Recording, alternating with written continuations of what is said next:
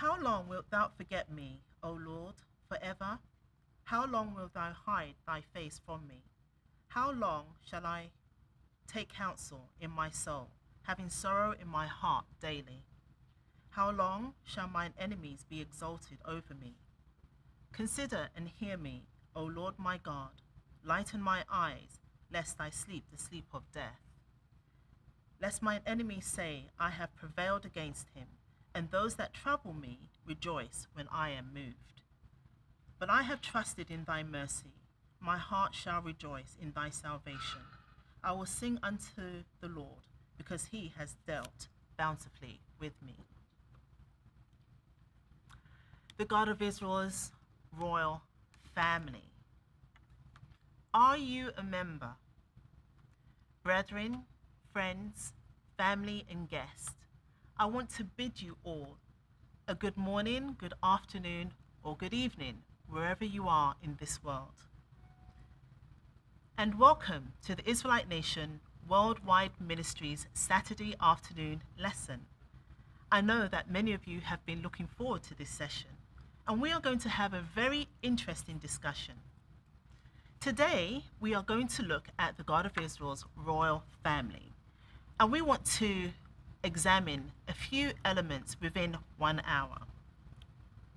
During this hour, I want to attempt to examine what was, what is, and what ought to be.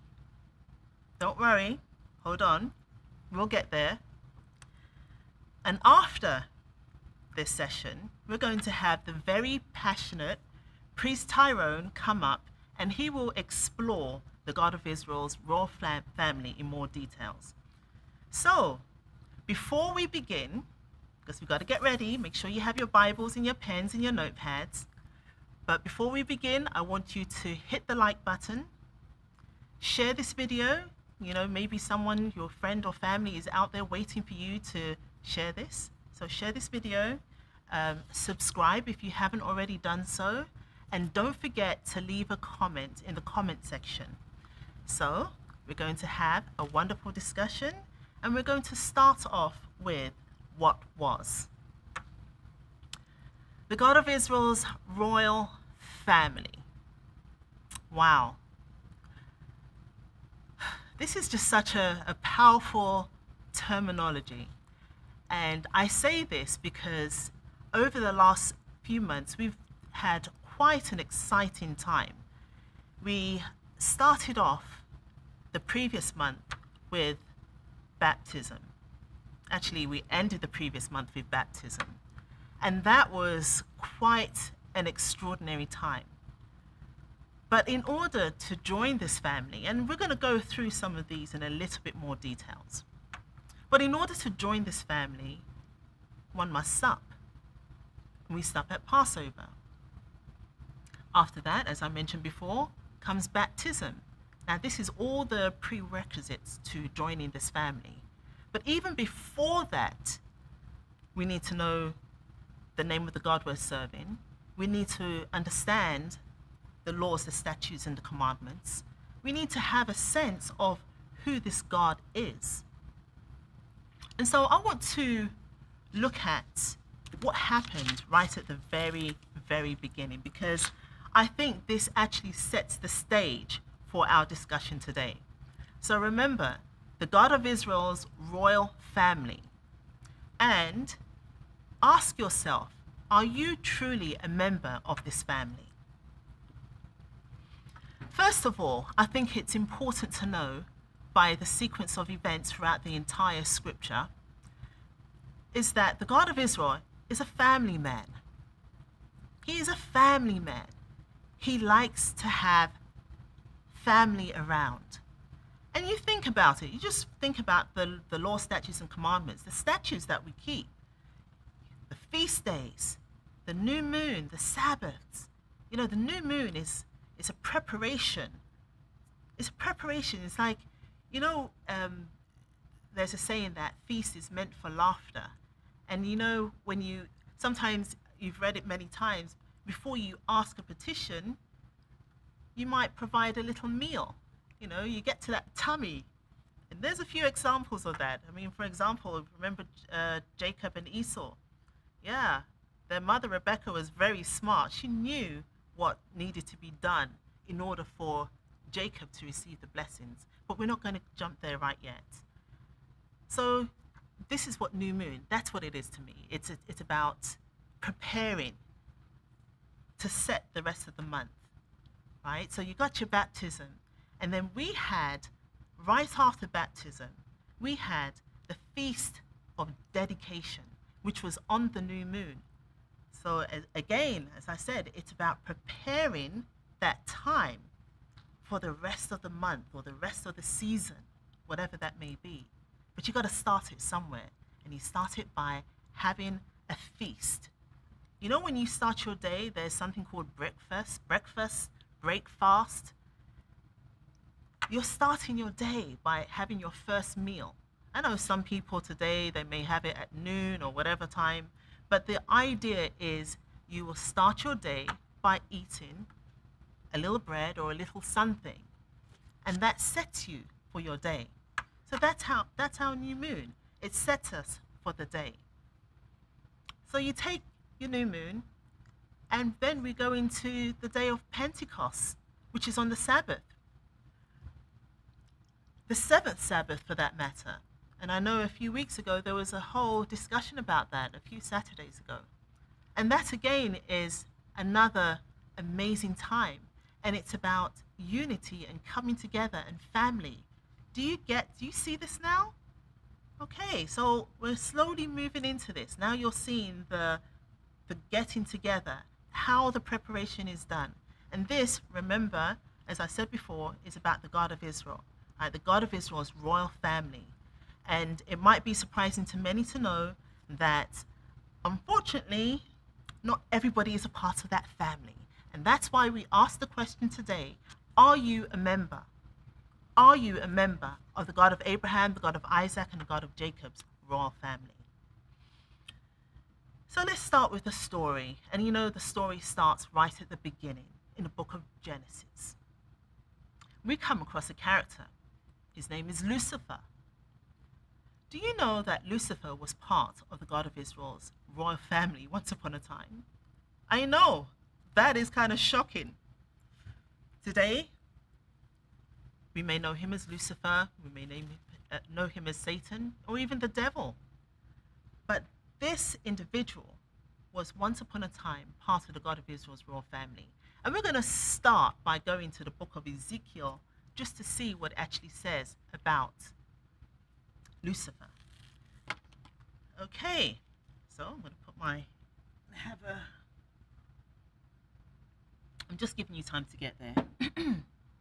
So we're going to the book of Ezekiel 28. Okay.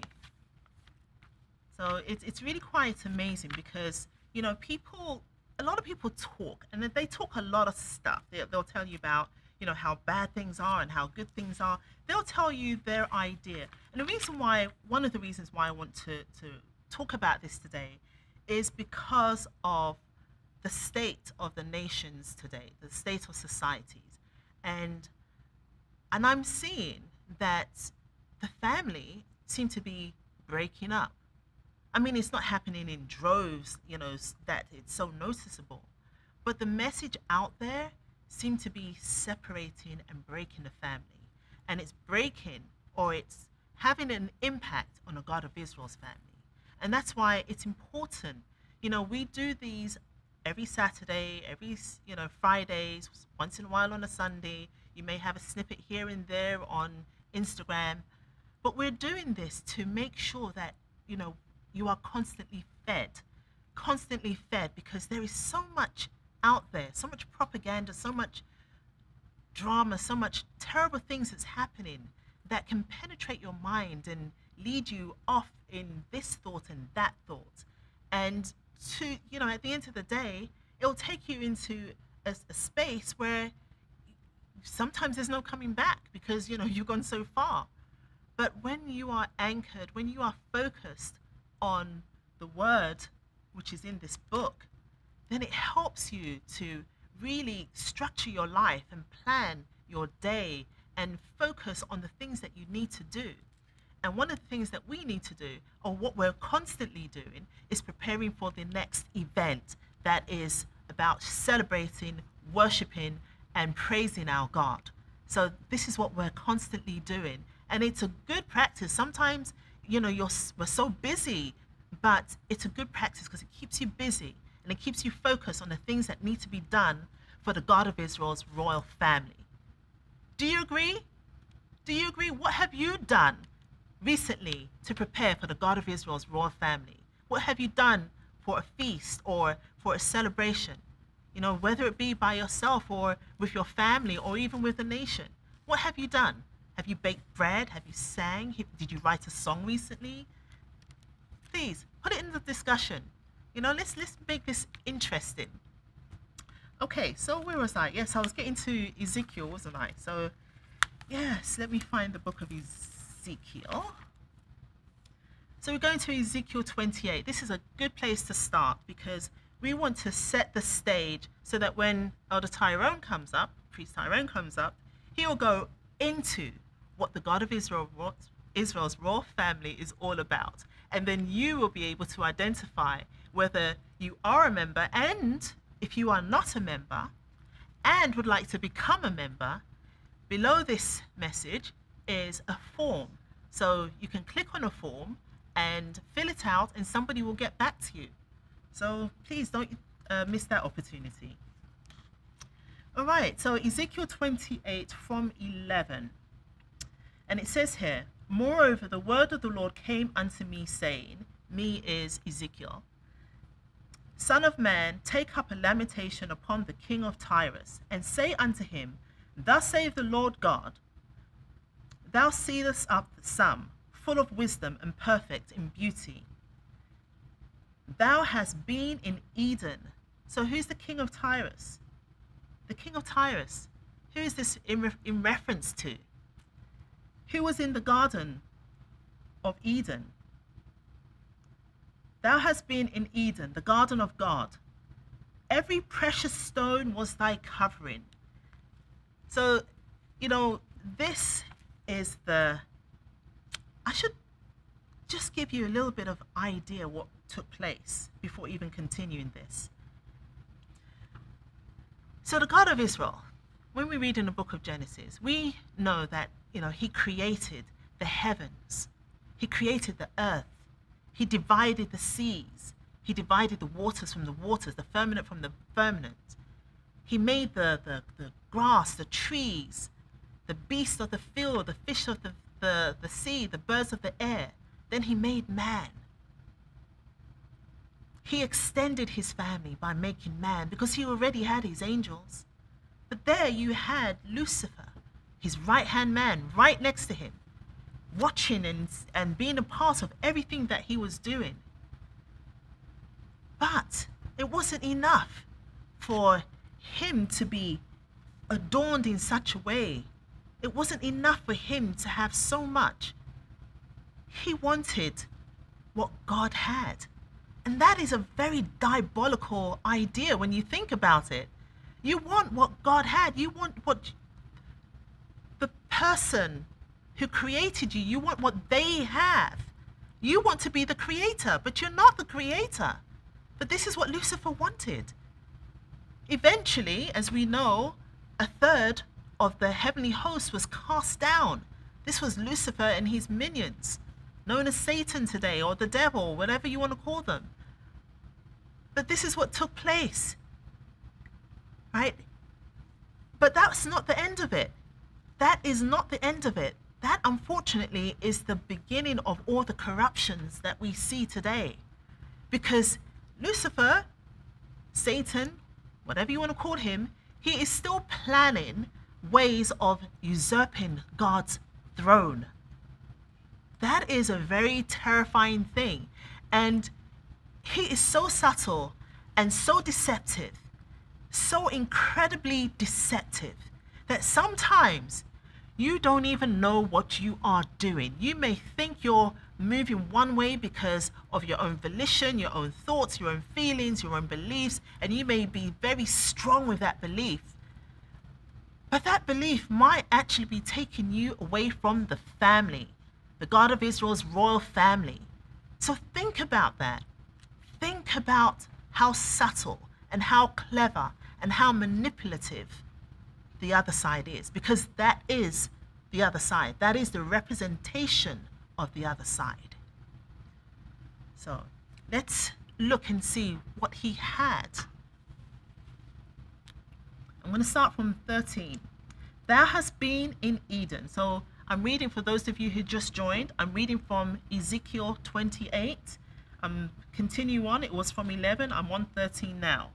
Thou hast been in Eden, the garden of God. Every precious stone was thy covering. Every precious stone. Ladies and gentlemen, stones, precious stones, you know, the onyx, the topaz, the sardius, the diamond, the beryl. I love sapphires. Anyways, that's beside the point. The jasper, the emerald, and the carbuncle, the gold. This was his covering. This is how much he was prized. Could you imagine? The God of Israel had so much pride in him that he decked him in the very best, the very, very best stones. And you see it here. The workmanship of thy tabrets and of thy pipes was prepared in thee in the day that thou wast created. Remember, I said he was created, but he wants the creator's position. He wants the creator's position. What would happen to the family? Well, how does he get through to the family? Think about it. If we don't stand together, united as one, if we're divided, that's using the term of many conquerors of the world of old, even today. They go and they divide and conquer. When you can divide a house, it's easy to conquer it. So much easier to conquer it. And this is what's happening. This is what's taking place, very subtly. But I think it's very important to recognize this as the world opens back up after over 2 years of lockdown. We want to make sure the family comes back. And we have new members. As I mentioned earlier, we had our baptism where we received new members. They were like new babies, you know, just waiting. And could you imagine the God of Israel, he's there and he's, you know, the children are being washed and salted and dried and, you know, being prepared to meet their father, the God of Israel. And he's like that husband, you know, walking up and down in the maternity ward, waiting for that child to come, to join the family. So this is what's taking place. This was our baptism. Man, it's too early to get emotional about this, but it's so incredible. You know, when you think about that baptism, the children, the new brethren have come into the fold to become part of this family, to break bread with this family, to pray with this family, to experience the joys of this family. This is what it's about. And the God of Israel, you imagine, he gives us feast days. It's not just one day, it's 7 days of feasting. You know, he really wants us to get together. And I know a lot of people that, you know, they get so busy and so tired because we're living in a different time. You know, back in those days, you could take that time off and enjoy and prepare and sleep in and wait, you know, till sundown to really, you know, feast with your family. But nowadays it's like, oh my gosh, you know, I've got to go to work, I've got to pick up the children, I've got to cook, I've got to do this, that, and we kind of lose perspective. And that is why it's so important to put the God of Israel, the Israelite nation, the law, statutes, and commandments, the covenant, before the things that you do in life. Because without it, what is your life? If you don't have family, what are you? Who are you? Family is part of our identity. It is part of our very fabric of being. This is what makes us who we are. And we're going to flush some of this out as we go along. But let's go back to Lucifer, king of Tyre. So he's got all these beautiful precious stones that's making up his being. And it says in 14, thou art the anointed cherubim that covereth, and I have set thee so. Thou wast upon the holy mountain of God. This is how great he was. You know, how ungrateful could you be? Honestly, you had everything, but it wasn't enough. Thou hast walked up and down in the midst of the stones of fire. Thou wast perfect in thy ways from the day that thou wast created. Thou wast perfect. There was no blemish in thee. You were perfect. You had everything.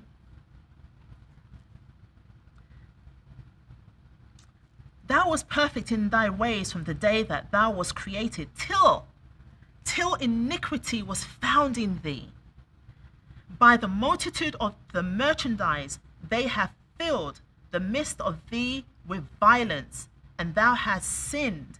Therefore I will, this is the God of Israel, as we said before, I will cast thee as profane out of the mountain of God, and I will destroy thee, O covering cherub, from the midst of the stones of the fire.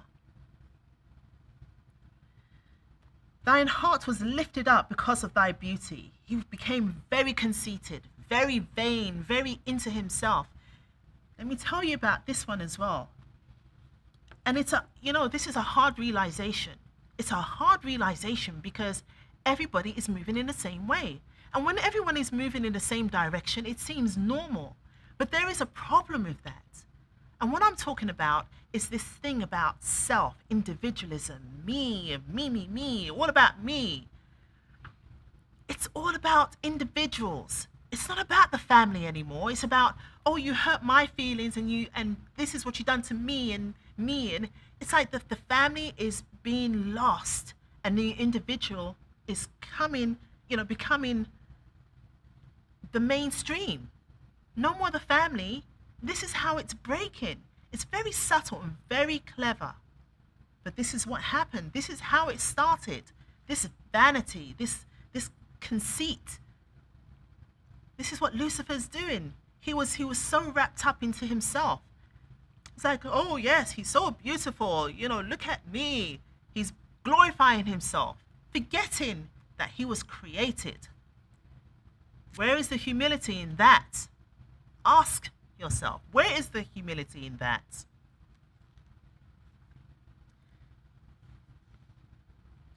Thine heart was lifted up, this is 17, because of thy beauty.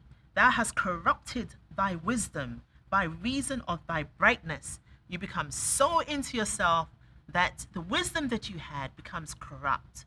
And this is what's spreading among the nations, among the people, especially in the West, because this is where everything is, the foundation of all the earth. The West today, North America, is the new Egypt, like the Egypt of old. But this is where it starts. It's got to start somewhere, and this is where it's starting. The corruption is terrible. This is what's happening. So thou hast been corrupt. Thou hast corrupted thy wisdom by reason of thy brightness. I will cast thee to the ground. I will lay thee before kings, that they may behold thee. Thou hast defiled thy sanctuaries by the multitude of thine iniquities. After the Garden of Eden, after everything that took place, things just started to snowball out of control to the point whereby there is such corruption and defiling that you probably can't even name it. You can't even number it. It's just so many. Thou hast defiled thy sanctuaries by the multitude of thine iniquities, by the iniquity of thy traffic. Therefore will I bring forth a fire from the midst of thee. It shall devour thee, and I will bring thee to ashes upon the earth in the sight of all them that behold thee. All they that know thee among the people shall be astonished at thee. Thou shalt be a terror, and never shalt thou be any more. That is sad end to one that had risen so high. So high. And when you look at this is nothing new. Unfortunately, and I say this so often because sometimes I guess the words are just not coming to really describe the terror and the sadness that's taking place here. But we see this time and time again. We see that, there's a person that's up there, and then out of their own family, there is rebellion. There is people that think that they can actually stand up and take over. We had the case of Moses and Dathan and Korah. I mean, they stood up there. They thought, hey, Moses, you think God only speaks to you? Aren't we supposed to be the princes as well? You think about it. It's crazy. It's quite crazy because they are there thinking that they can do a better job. But they weren't instructed to do that. And we will see that the God of Israel, he selects his people. He handpicks his people. You can't just jump up and say, well, I am me and, this is what I want to do and I think I can do a better job. It's like, who are you? No, there's a reason why you have a mother and father of the family. So that you are going to be the mother or father of that family. You are the child, and that's where you must remain. You are the child until you have your own. So this is how it is. You can't just take over your parents' family. It doesn't work that way. There is a hierarchy that you have to respect.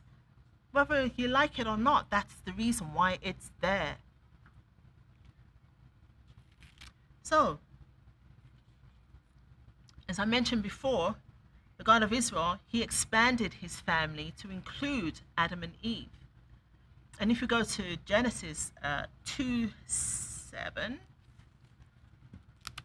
actually, I'm not going to go there right now. Let's go to Isaiah 14. Let's continue to look at this corruption that's entering the family, because I think, we have to identify the problem before we can even begin to fix it, right? Okay, so Isaiah 14 from 12, let's see. Okay, so this is going on again to Lucifer, to see where he's fallen and how far he's fallen. It says here, how art thou fallen from heaven, O Lucifer, son of the morning? How art thou cut down to the ground, which did weaken the nations? You see, he was dashed down because he was corrupt, completely corrupt. For thou hast said, and this is the issue here. So it's not just, where, I think this happened. No. This is a fact. This is what happened. For thou hast said in thine heart, this is Lucifer, this is what he said in his heart, I will ascend into heaven. I will exalt my throne above the stars of God. That is rude beyond belief. That is absolutely rude and out of order. I will sit also upon the mount of the congregation in the sides of the north. Wow. I will ascend above the heights of the cloud. I will be like the Most High. Jeez, he's asking for trouble. So could you imagine that this is what the God of Israel had to deal with? This is the kind of corruption and deception that the God of Israel had to deal with. This, could you imagine, you have your... Okay, let's calm down. Just take a moment. We're going to do some imagining now. Imagine you as a parent, whether you have a child or not. Imagine you as a parent. Imagine you have children. You may have a child. Maybe you have one daughter, maybe you have one son, maybe you have several sons and daughters. And you love them so much. And you will go and you will fight for them and you will protect them. And you gave them everything that they asked for. And you fed them and you creamed them and lotioned them. And when they fell over, you picked them up and you dust them off. You know, you tended to their wounds. You looked after your children. When they were hungry, you fed them, but you just didn't feed them. You fed them the best. You fed them the best. You know, you never gave them old food or stale food. It was always the best for your children. They wore silks, they wore cashmere, they wore wool and all those beautiful fabrics. You know, you didn't deal with the man-made polyester and stuff. You didn't deal with that because these are your children and you were able to do that for them. Imagine that. And you would delight in them so much. You watch them when they're sleeping, you watch them breathe, you know, you're watching their little chest go up and down, and you think to yourself, oh my goodness, that's my child, you know? You look at them, you pick them up when they're crying, you know, wipe their tears. You know, you do all of this. This is your children. You love them so. And then, one day, you find out that not only do they not respect any of the things that you do, but they want to get rid of you. Maybe put you in a home. Maybe send you off somewhere to some foreign land. They wanted to get rid of you. Could you imagine how that might possibly feel? What the God of Israel could possibly, you know, it's almost embarrassing to even think about knowing what the God of Israel is going through. But I can only go with my own emotions. And if I ask you to do the same, that you love someone so dear that even when they're not with you, you're probably thinking about them. You know, you're probably thinking about, oh, the time when you were playing ball and playing catch. You know, you're thinking about the time when you were showing them how to draw or pushing them on a bike. You know, these are the things that makes you feel happy. You know, women, you will know that, you know, after you've given birth and you're away from your child, you know, you can feel them in your body when you're thinking about them. And, you know, before you know it, your milk is leaking and everything. That's a real thing. You know, sorry to get graphic, but that's a real thing. You know, those thoughts evoke emotions. And that's how physical it can be. But imagine that. Imagine your thoughts, so much to that child. But that same child turns around and wants you out of the picture, wants to take your place. How are you going to feel? That must give you all kinds of knots in your stomach. It must make you feel sick. You know, you must feel like, geez, am I coming or am I going? You want to go lie down. Depression's hitting you before you can even think straight. You know, this is my child that I gave everything to. Raise them up, the best of the best. And this is what they do to you? Could you imagine that? It is such a sad place to be, such a terrible, terrible place to be. And I'm sure that many of you, when you're thinking about this right now, you're probably praying that that kind of stuff is something you would never have to go through. You know, it's like, God willing, I would never have to go through that. That's probably what you're thinking. That's what I'm thinking. I don't want to go through that. I don't even want to imagine it. But just to get an idea of what the God of Israel is going through, the pain is so devastating. He's an artist and he's built this world. But he can't see the beauty of that world anymore because of the corruption. You know, his own creation, from Lucifer right down to Adam and Eve. Why? They keep making this mistake. They make these mistakes, corrupting themselves. You know, it got to the point they had children. Great. But then one kills the other. Cain kills Abel. It's like, what's going on? It's like it started. Soon as there's a breach, soon as there's a little bit of mold, a little bit of fungus, it starts to spread. That's what corruption does. It's spreading. And it goes on and on and on until the God of Israel is like, you know what? He can't even see the beauty of the parrots or, the lion in a field. He can't see that anymore. He's blinded. He can't see that anymore. What does he want to do? I want to get rid of everything. I want to get rid of everything and start over. But you know what? He has so much compassion that he still feels the yearning of the sincere, the yearning of the faithful. He still feels that. It's like, you know what? I can't destroy you because you are too sincere. You are too faithful. Instead of destroying, I'm going to use you. I'm going to use you so that we can start a new family all over again, because this corruption is just too much, way too much. So what does he do? He takes Noah. He takes Noah and their sons, Noah's wife and their wives, and then he tells them to build an ark. And what does he do? He has them all in the ark, and they take 2 of each animals, 7 of the clean. You know, your teachers never tell you that. They never tell you about the 7. The law was there before it was actually written. 7 of the clean animals. And he puts them all on the ark. They're all on the ark, and then he cleanses the world. He cleanses the world with water. Water, a very powerful, very important element. For 40 days, and we've done this before, the number 40, what it meant. But this time he cleansed the earth for 40 days with water. And so begins the new family. And it wasn't just automatic. It wasn't, okay, here's my new family. It's like, no. There was Shem, Ham, Japheth. Shem. Yeah, that's the line that I want to use. Nothing against you guys, whatever. Nothing against you two, whatever.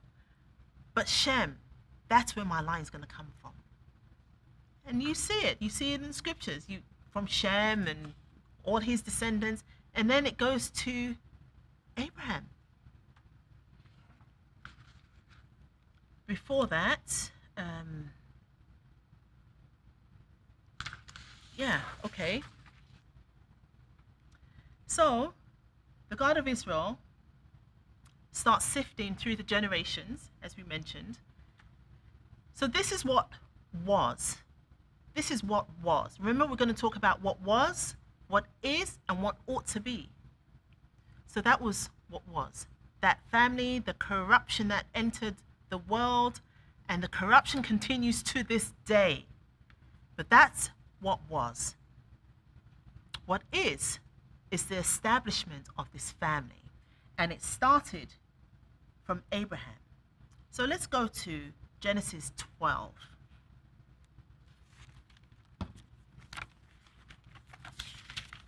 It's I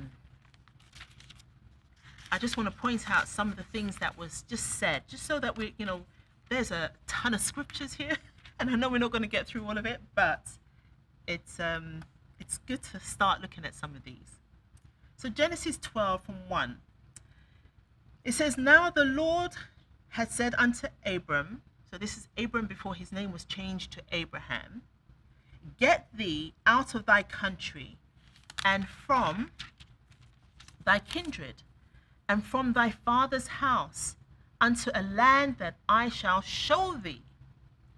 And I will make of thee a great nation, and I will bless thee and make thy name great, and thou shalt be a blessing. And I will bless them that bless thee, and curse him that curseth thee. And in thee shall all families of the earth be blessed. So this is just the beginning, okay? So everybody's like, oh yeah, I'm Abraham's seed. Everybody's Abraham's seed. Okay. But this is just the beginning. This is a very nice beginning, because the God of Israel, he's searching. You imagine a field of wheat, and he's searching, he's looking hard. It's like, yeah, I like this crop. Those they may be bitten, they may be dry, they may be limp. I like this crop. So he picks Abraham. From all of Shem's descendants, and he's had a lot, he picks Abraham's crop. Or shall I say Abraham's seed. But from there, it doesn't end there, because it goes on to Isaac. And Isaac was blessed by God. And we can see that in Genesis 25:11. We know what Isaac went through. We know exactly what he went through. And we understand and we know that regardless of what you've read, Isaac was Abraham's firstborn. That's what it says in the scriptures. Okay? Isaac was Abraham's firstborn. And the God of Israel chose Isaac. Chose Isaac. Yes, there were others mentioned, but the God of Israel chose Isaac. And we have to remember that. Don't get lost. Like I said before, sometimes when we look at other things and read other things, we'll get lost. It's like, oh, but what about his son? You know, what about his son with Keturah? What about them? That's irrelevant. We're looking at the family. And the family started with Abraham and then went to Isaac. And we see this in Genesis 25:11. And it says here, and it came to pass after the death of Abraham that God blessed his son Isaac. And Isaac dwelt by the well Lahori. Okay? So we see that. Abraham and Isaac. But you know what? Let's even take that one step further. Let's go to Genesis 48. I know this is a few scriptures that we're going through, but I just want to show you something. Go to Genesis 48. We know that in Exodus 3:15, the God of Israel gives his name. The God of Abraham, the God of Isaac, and the God of Jacob. But look at this. And I thought that this was really quite clever. So you go to Genesis 48, we go down to 15. It says here, and he blessed Joseph. This is Jacob, also known as Israel. And Israel is the name that was given to Jacob by the God of Israel himself. So his family is called the Israelites because the God of Israel surnamed Jacob Israel. So Jacob, known as Israel, and we are identified. Remember what we talked about earlier about the family being identified, being a part. In order to be a part of the family, you have to be able to identify yourself by the name of that family. And the family is called Israelites. And our father is the God of Abraham, the God of Isaac, and the God of Jacob. But I wanted to bring this up because it says here in 15, it says, and he blessed Joseph and said, God before whom my fathers Abraham, so the relationship that the God of Israel had with Abraham, because remember, Abraham had brothers and sisters, etc. Well, brothers mainly, right? He had brothers, but he's not talking about his Abraham's brothers or his grandfather or anything. No, the God that my father Abraham prayed to, the God that he had that relationship with, by him are you receiving this blessing. But just to be specific, because remember, it says that the God of Israel will bless all the families of Abraham, but let's be specific. And Isaac, so not just Abraham, but Isaac as well. So my father, or my forefather Abraham, my forefather Isaac did walk. So it says again, and he blessed Joseph and said, God, before whom my fathers Abraham and Isaac, remember God blessed Isaac, did walk, and God which fed me all my life long unto this day. So this is the God that he is giving his blessings by. See how beautiful that is? So he's identifying, he's showing his children, in particular in this instance, Joseph, who he's referring to. So when people say, God, God, God, which God are you talking about? Let's be specific. Which God are you talking about? Let's be specific. This is the God that Abraham and Isaac prayed to, that had a relationship with the God of Israel. These are the God. This is the God that is being referenced. You see how beautiful that is? If you think that's beautiful, put the 5 in the chat while I take a drink.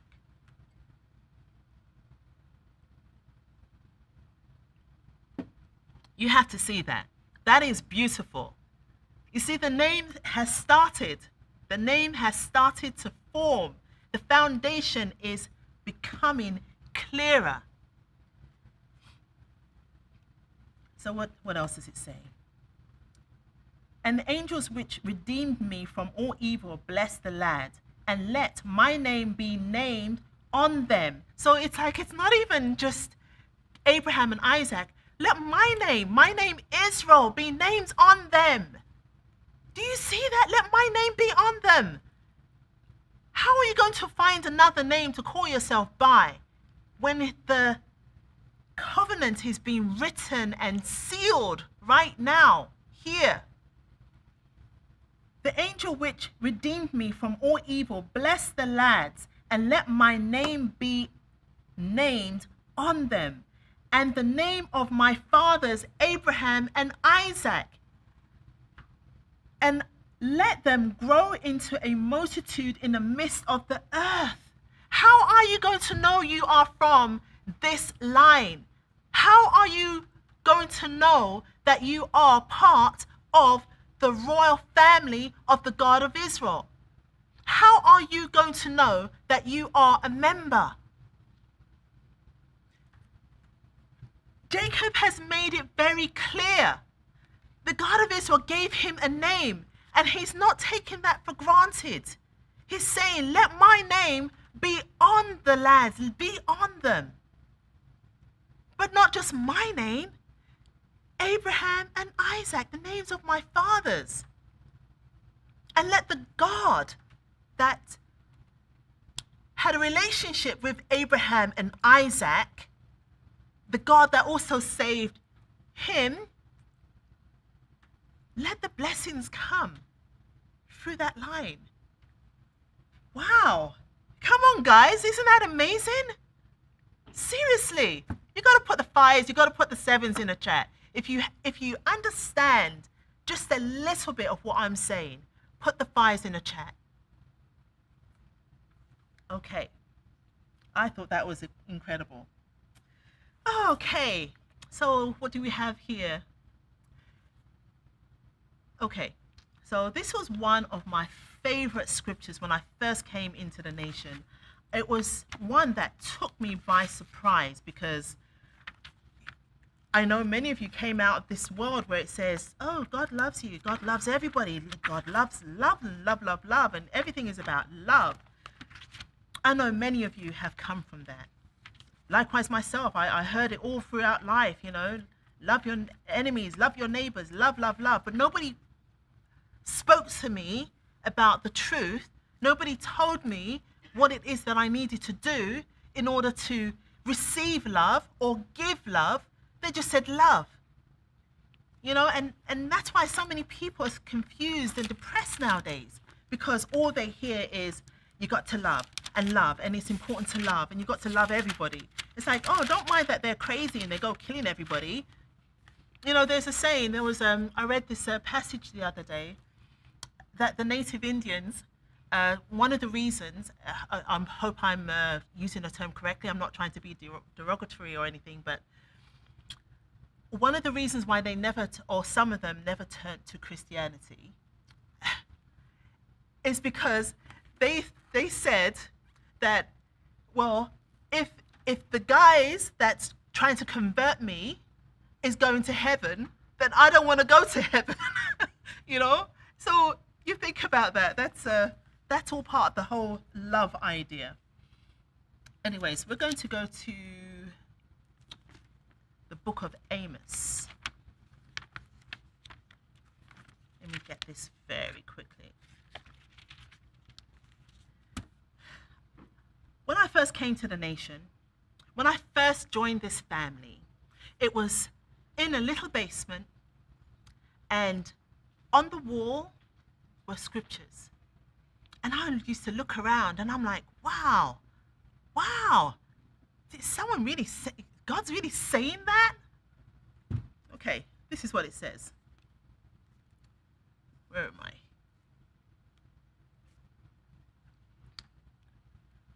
Amos 3. It says here, hear this word that the Lord has spoken against you, O children of Israel, against the whole family which I brought up from the land of Egypt. Okay, so this is the God of Israel.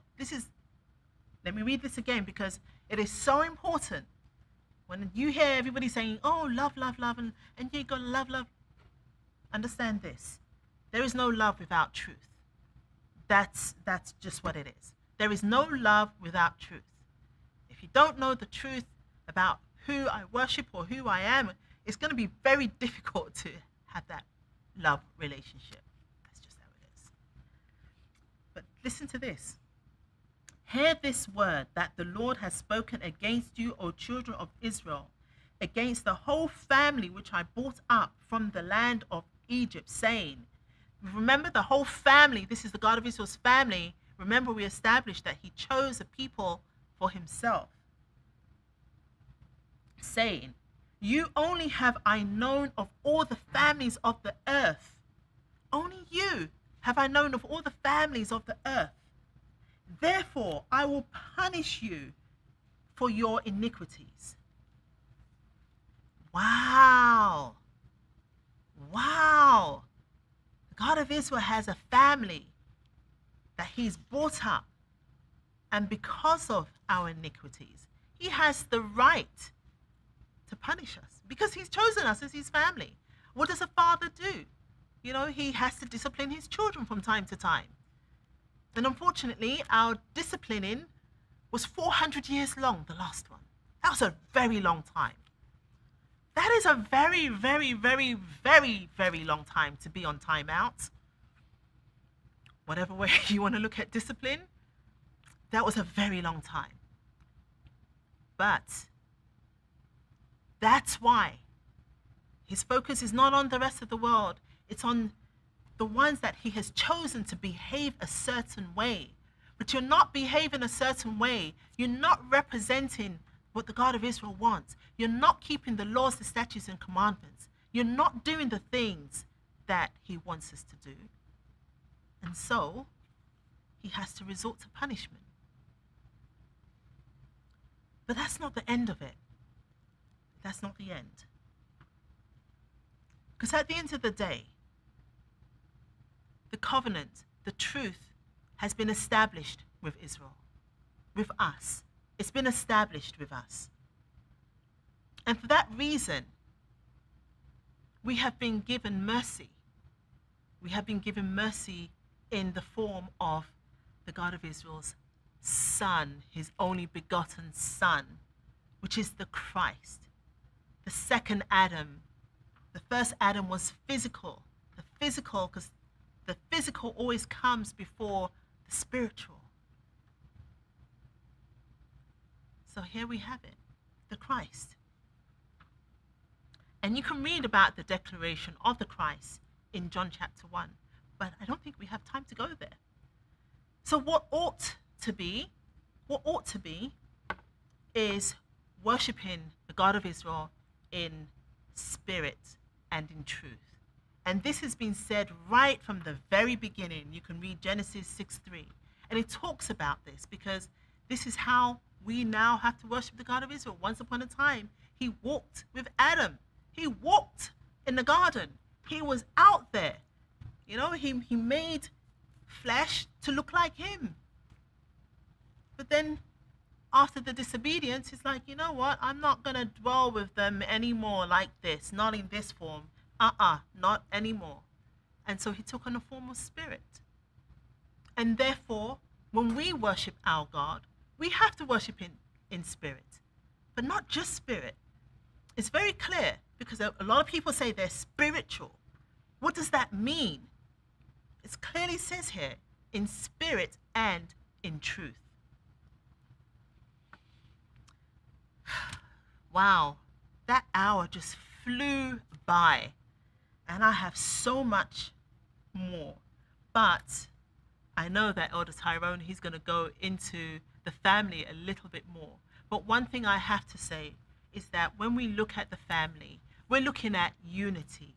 You're looking at uniting the Israelite nation through integrity and truth. And the missing component is you. And if you look carefully, that spells unity. Because when you are, remember the word unity? So you got you, which is uniting the Israelite and nation through integrity and truth. And the missing component to unite this is you. So are you a member of the God of Abraham, the God of Isaac, and the God of Jacob's royal family? Ask yourself this.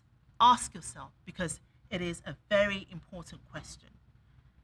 I want you to read Isaiah 54, but please do take time and read it. And don't just read through it. Experience the words as it comes off the page.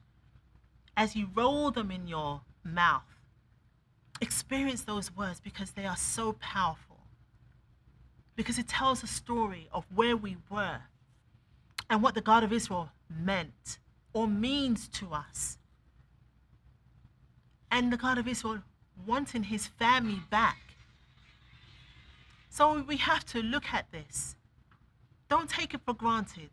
Don't take what you do today for granted. Don't take the knowledge that you have, because you are here today for a reason. And who knows, maybe you have been picked.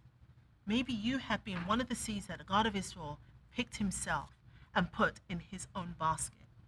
To say that this seed, this person, this child, this human being, this individual is going to be a part, no longer an individual, but will be part of my family.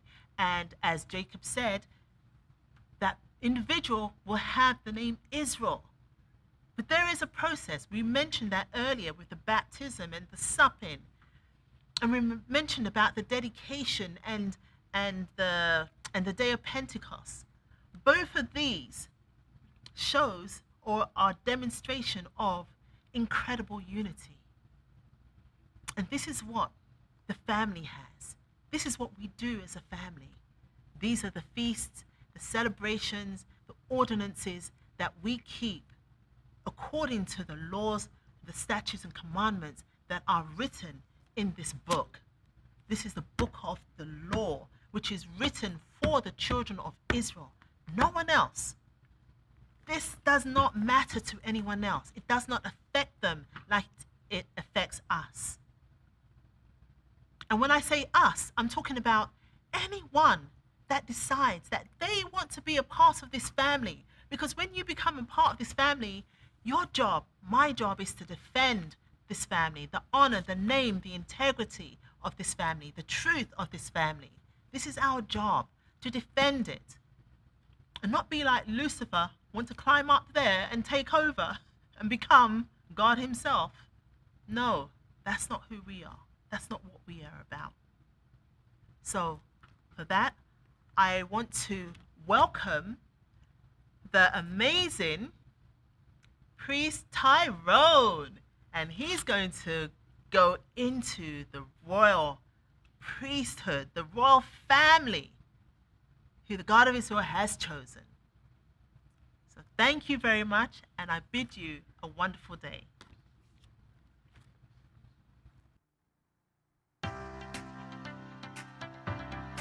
Hello, hope you're enjoying the program so far. We're excited you've joined us for today's event. If this is your first time, please go ahead and hit the subscribe button. And don't forget to click the notification bell to be kept up to date with all the latest news. Also, take a second to like, comment and share our videos. That's right, like, comment and share our videos. We would really appreciate that.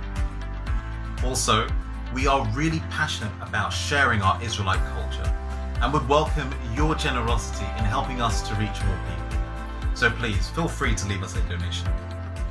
If you would like to learn more or are thinking about joining us, then please go ahead and fill out the form in the description box below, and a member of the Welcome Committee will be in contact. Thank you so much for your time, and I leave you with peace, love, truth, prosperity, and power.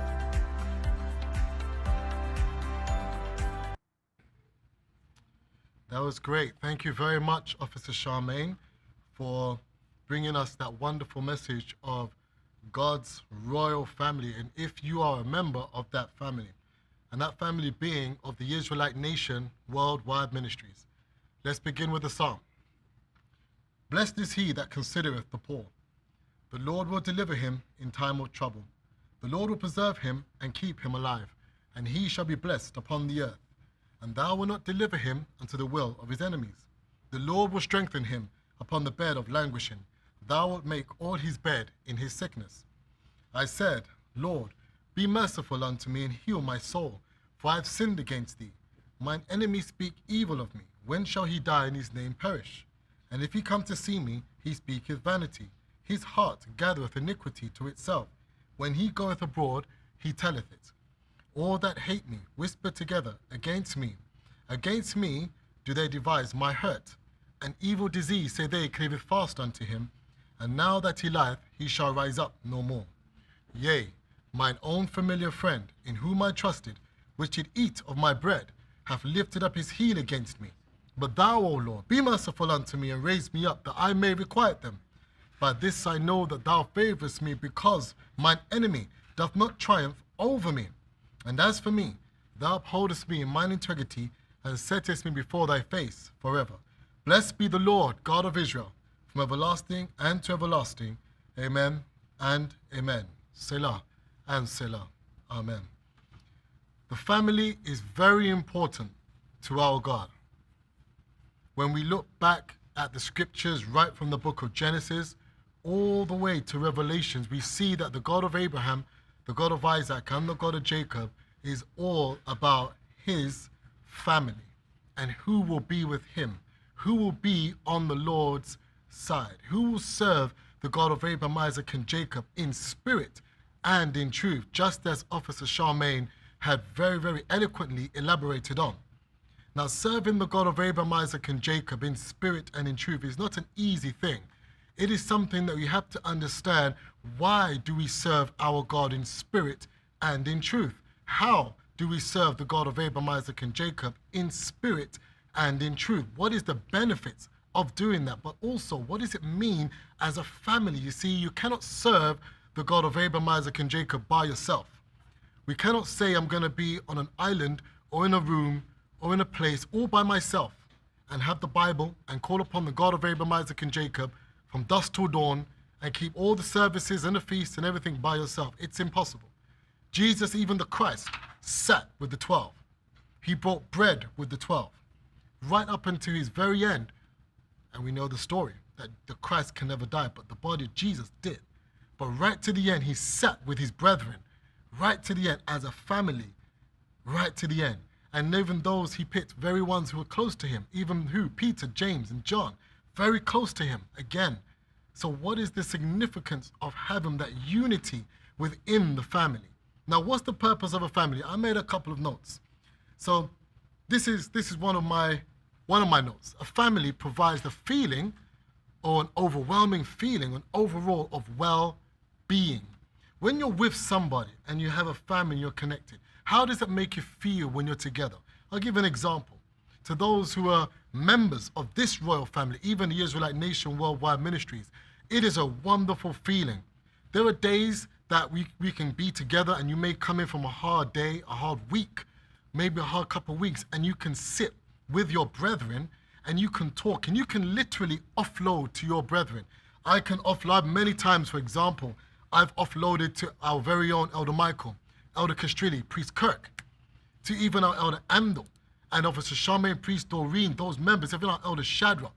And I've sat there with Elder Castrilli and we've gone through it and we've gone back and forth, and I'm able to offload. And at the end, I feel good. At the very end, it's helped my sanity, my overall my overall, I should say, well-being, because that's what family is there for. They can give me good advice. They can soak up some of the pain. They can be used as a sounding board. And that's one of the benefit of being in a family. We're going somewhere as to why the God of Israel put us together as a family, and that you cannot leave the family and still serve him.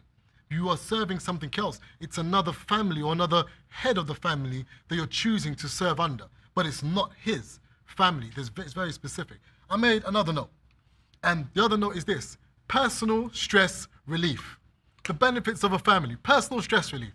You are stressed out, guys. We live in a very stressful world. Now, we're working 12-hour shifts, 15-hour shifts, back to back, and we've got to come and we still got to serve our God with energy and with passion. We still got to make everything all of our commitments, we've got to meet our deadlines.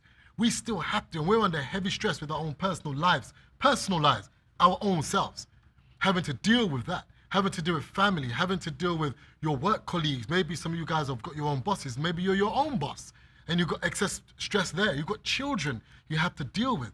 And that's a stress relief, but being able to be part of a family that helps to unburden that. Sometimes you may not be able to look over all your children, and other brethren can step in and help. And that's a great avenue, because children are very stressful. That's just one example. But we all have our own personal stresses that we have to go over. Another note that I made is this: eating together. When you have a family, you could sit down around a table and eat. And again, you're communing with each other and going through the first one, well-being and stress relief. Elder Michael says also have a little drink, which is good. The family that eats together, as I say, stays together because you're able to commune together. You're on that table with that other person or persons and be able to really gel together. There may be 2 of you, there may be 3 of you, there may be 10, 100 of you, but you're together as a family. You can imagine when the God of Abraham, Isaac, and Jacob, he says he has a host of heaven. That's not one person. He has a host, he has a family. He has people up there, beings up there. I say people, that's my limited understanding or explanation of what they are. You've got cherubim, seraphims, you've got angels, archangels, you've got Michael, Gabriel, messengers, everybody's up there. And that's the part of his royal family, which we on earth are also a part of. Again, we're going somewhere about the unity of the God of Abraham, Isaac, and Jacob's royal family. We're going somewhere. Another note that I made is this. This is very important. Now, this part is important, I have actually discovered. The bond helps to regulate personal emotions.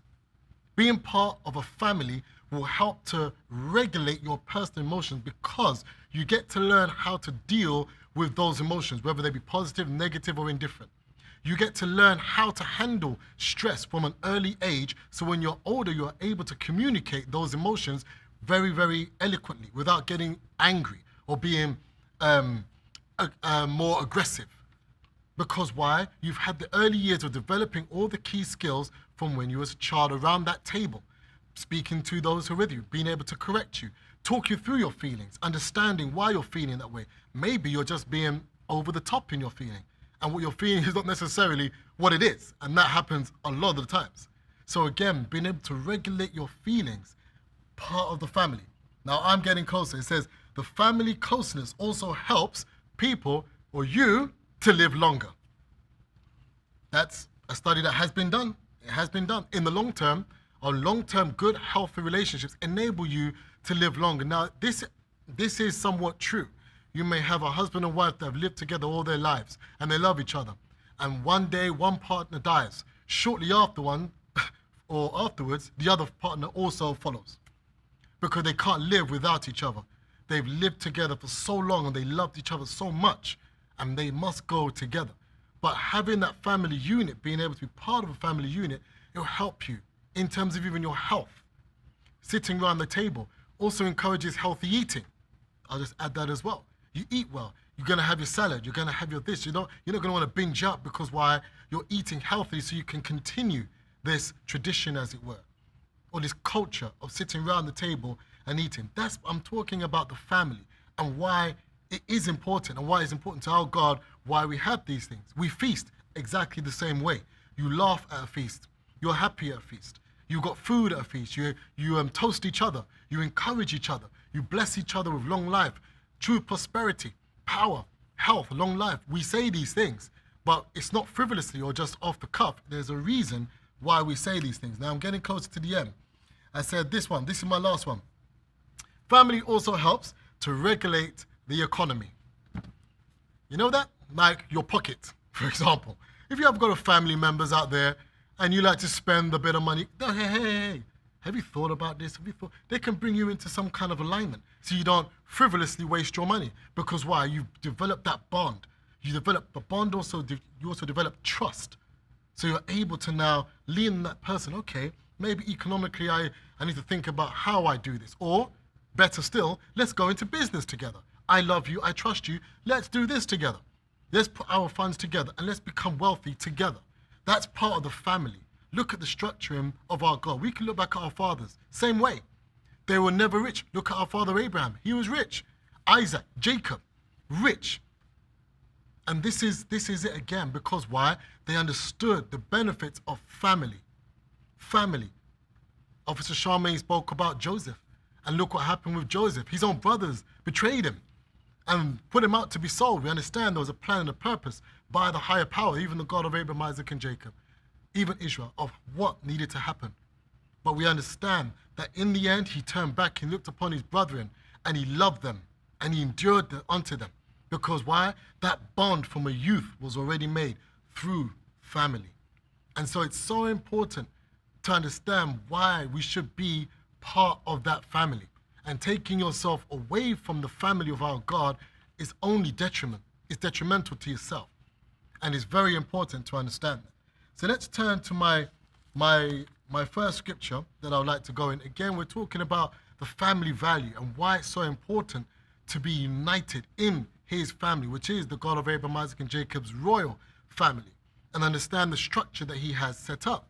You could imagine in heaven, everything is ordered and in its place, where there were those that rebelled against the God of Israel's family and took a third of the family out and created their own family.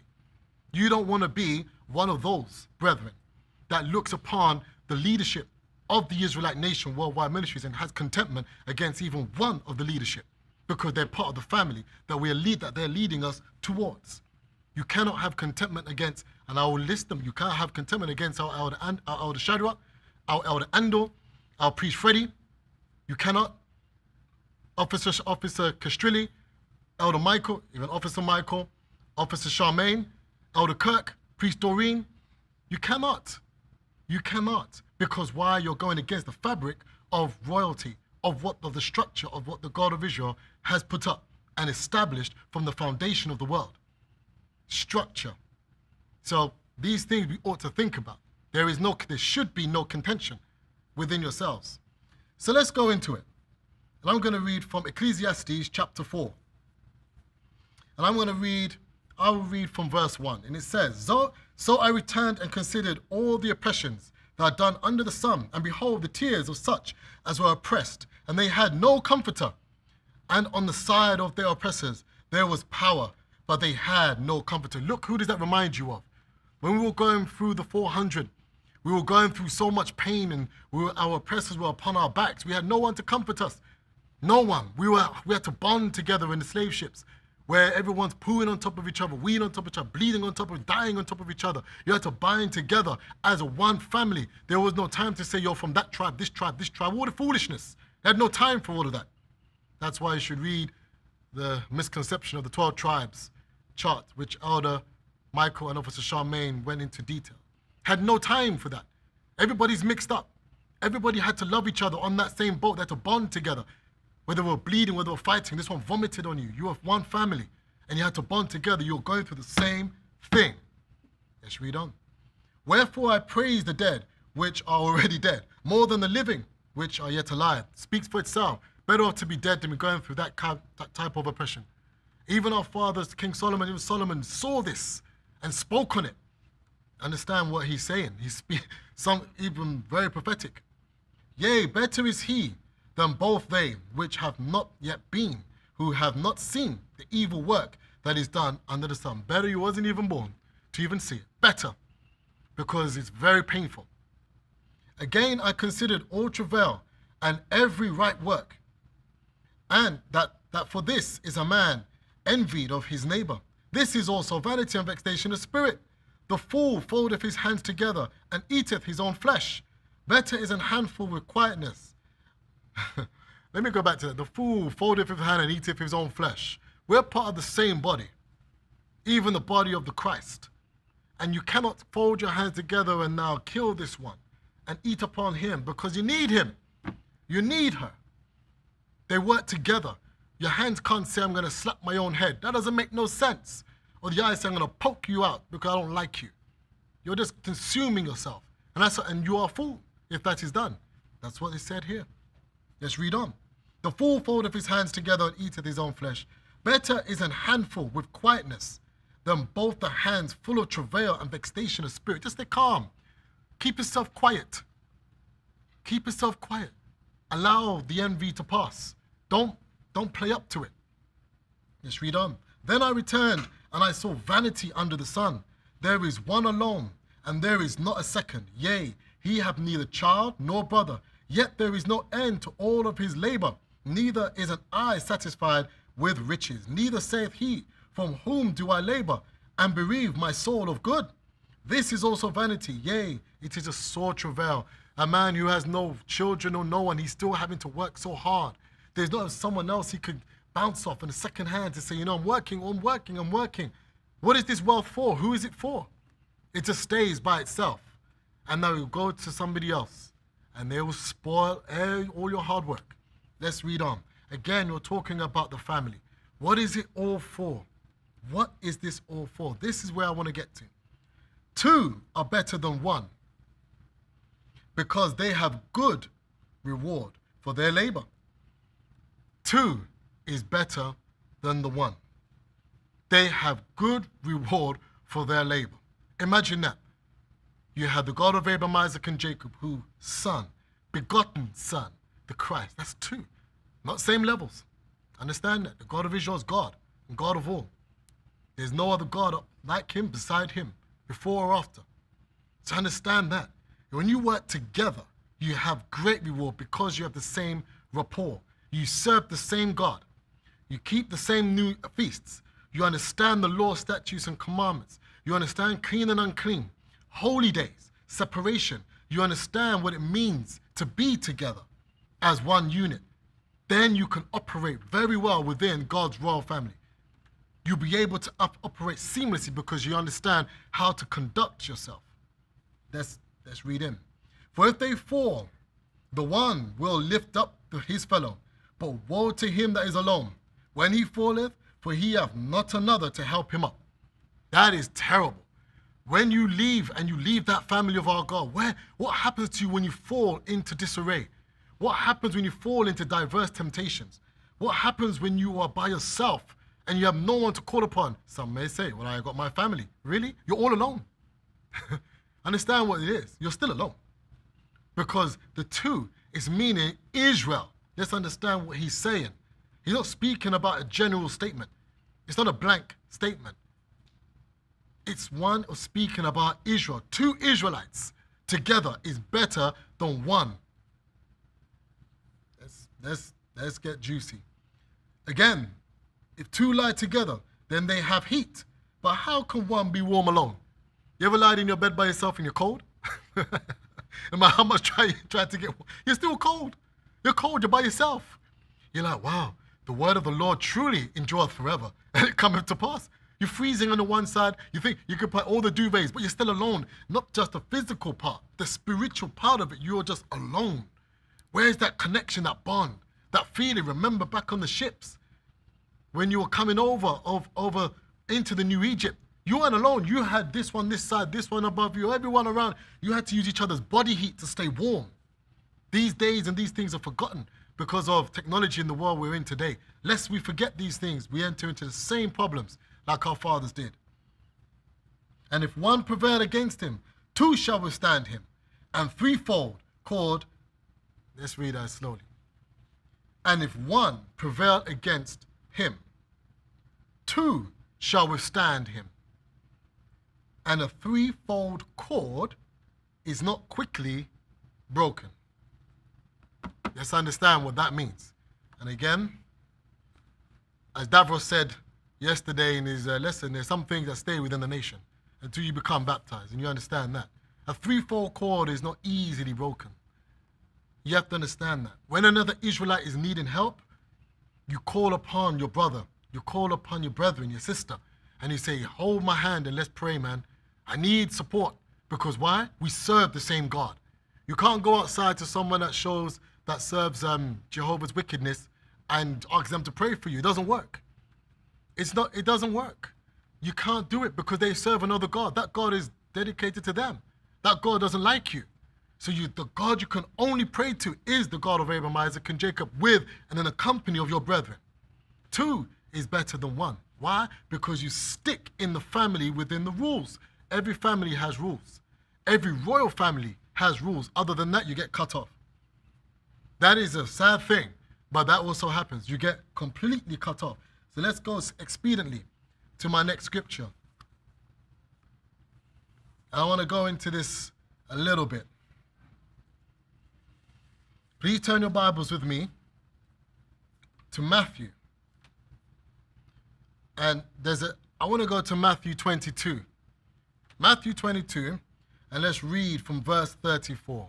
Matthew 22, and reading from verse 34. And it reads as thus. Just to reiterate about the royal family. And if you are truly a member, because sometimes you got to check your membership.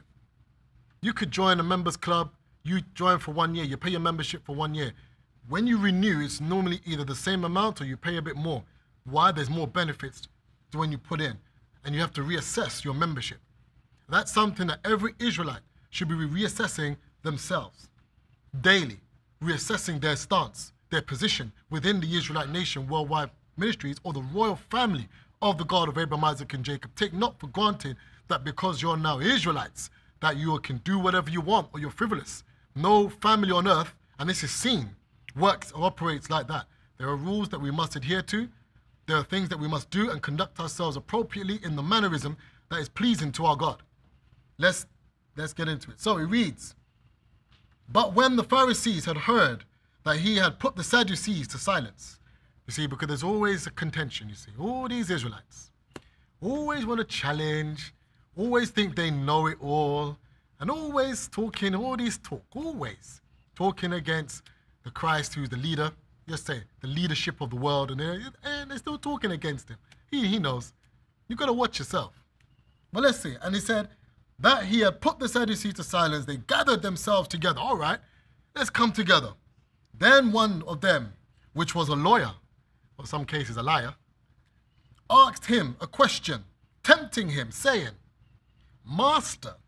Now, you have to understand, try to think about how they came across and they said this.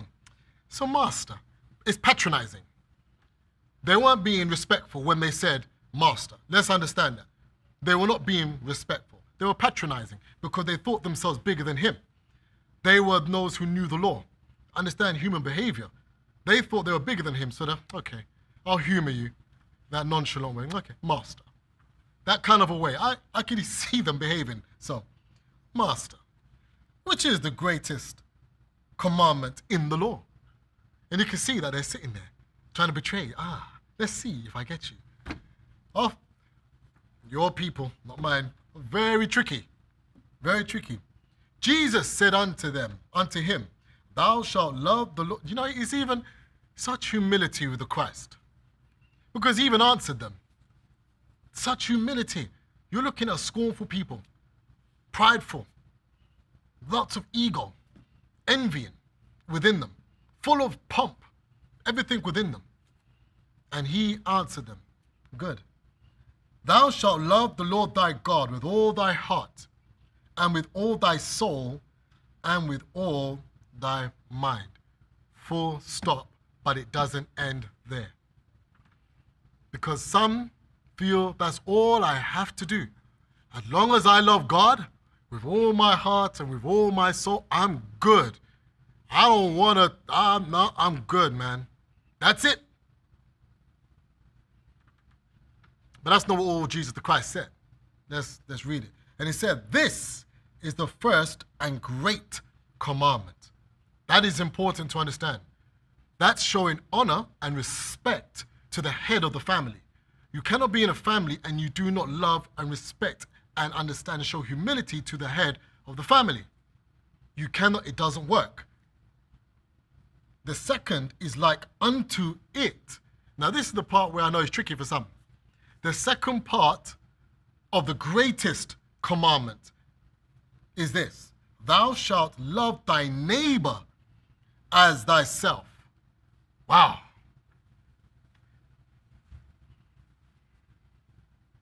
But it depends. How do you love yourself? Sometimes you look at the way how we might treat each other, and we understand exactly what we want to, how we want to be treated. Sometimes we treat ourselves bad. And so when people treat us bad, it's okay, because that's how we want to be treated. But that's not what he's saying. Nobody would take a knife and willfully kill themselves. Nobody would harm themselves and make themselves poor willfully. Nobody will put on the worst of the worst or eat from a trash can. Nobody would do that.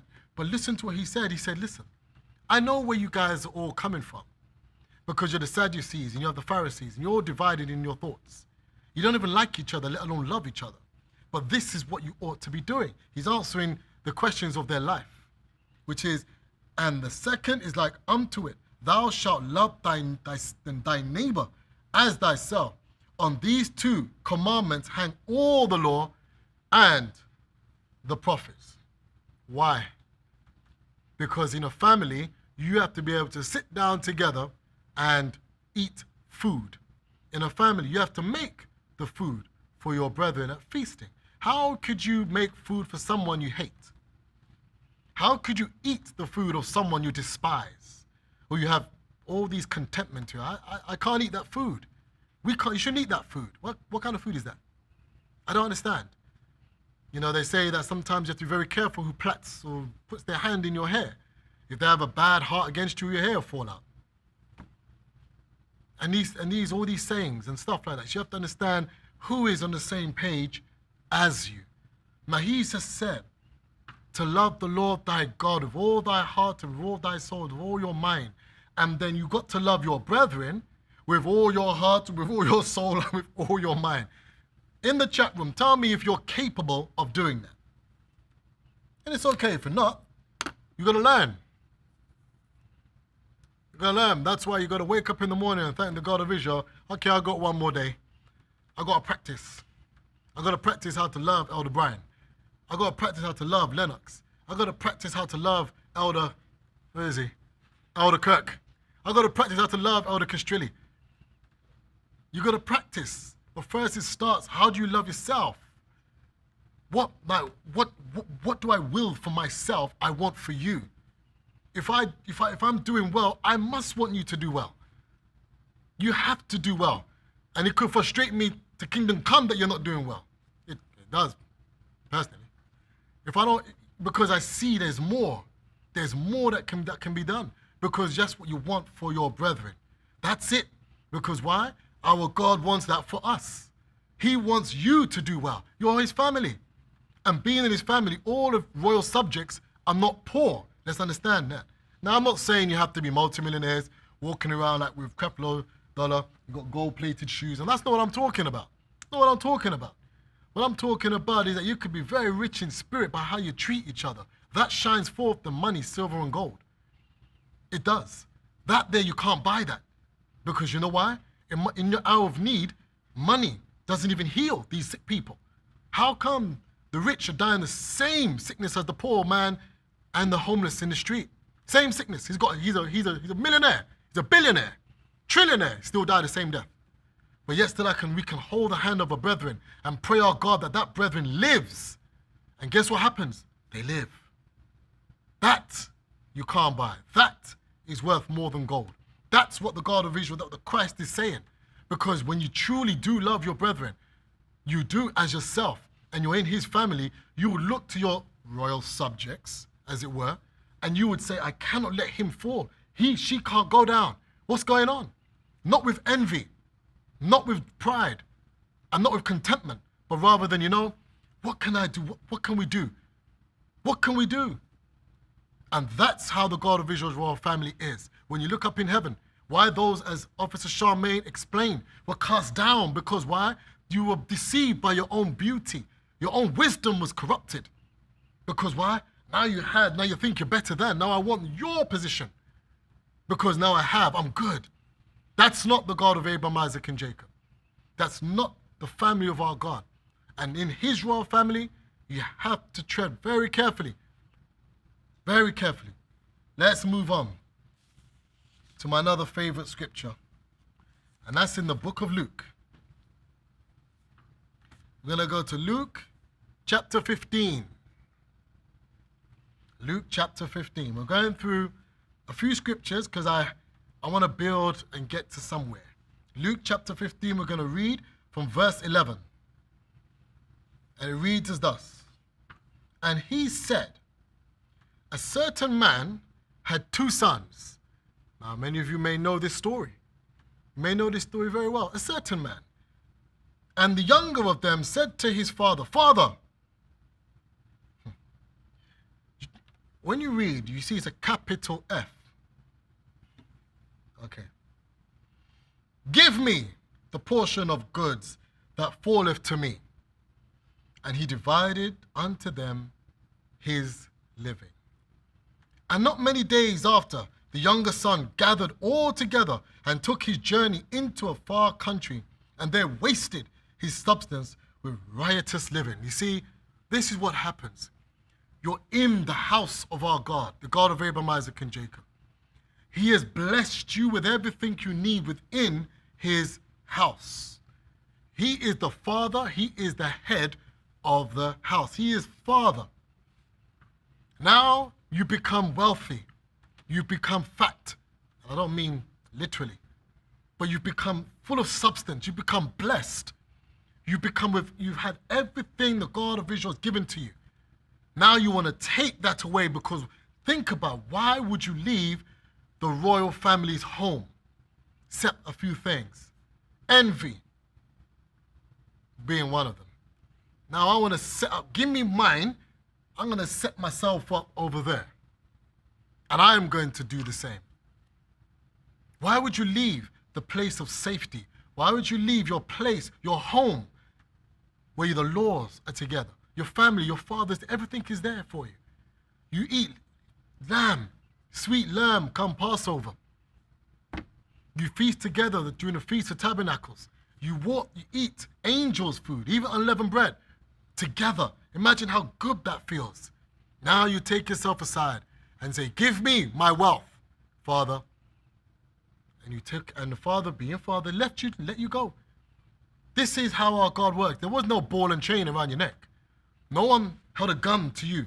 No one put a knife to your throat and demanded you stay. You took yourself and you walked out of the royal family of our God. Again, are you a member? Are you still a member? If I sever my agreement with the God of Abraham, Isaac, and Jacob, am I still a member of his family? I'll leave it to you to decide. And it reads on, verse 14. And when he had spent all, there arose a mighty famine in that land, and he began to want. You see, after a period of time, you spend the money's going to start going quick. That's it, money, finance, whatever it is. The living's going to deteriorate. Now there's a famine, there's a drought in the land. What do you do? COVID-19 has hit. What do you do? Thank the God of Abraham, Isaac, and Jacob for his mighty power. Thank you for Elder Shadow and even our Elder Amber to keep the fire burning in this nation, so that we're able to bring a broadcast to you and feed the flock of the God of Abraham, Isaac, and Jacob, so that you do not die even in this time of famine. 2.5 years, Officer Charmaine said, we were locked down. We can't come and bow our heads together. We can't be together. Now the door's open. We wait and see those who truly serve our God to come back in one accord and serve him, as Officer Charmaine said, in spirit and in truth. Let's read on. And he went and joined himself to a citizen of that country, and he sent him into his field to feed swine. You got brought down to the lowest of the low. Why are these words so specific? To go and feed the worst, be amongst the worst, what is against your father's will. Your father said, even in the book of Leviticus, clean and unclean things, you're supposed to be touching it. You're going to go and kill the swine, you're corrupted. You're finished. and he would fain have filled his belly with the husks that the swine did eat, and no man gave unto him. Wow. And when he came to himself, he said, how many hired servants of my father's have bread enough and to spare, and I perish with hunger? Exclamation mark. He's like, hold on a second. Something's bereft me, or betrayed me. I like that word, bereft. I'm going to use it from now on. I've been betrayed. My mind, am I sick? Something's wrong with me. My father is so big. He has everything. He has servants that can give me bread. But I'm not a servant. I am one of his sons. I'm a son, and I'm out there in the cold with swine and unclean foods. And I'm feasting on nastiness. And I'm around, and I've got no clothes on my back. I'm dirty. Listen to what he said. I will arise and go to my father, and will say unto him, Father, capital F. Look at the wording, guys. Look what the Christ is saying. He described Father, small f, in his description, but he's speaking about capital F, Father. Let's understand. I have sinned against heaven. Now, this is a mortal man. You understand what we're talking about? And earth.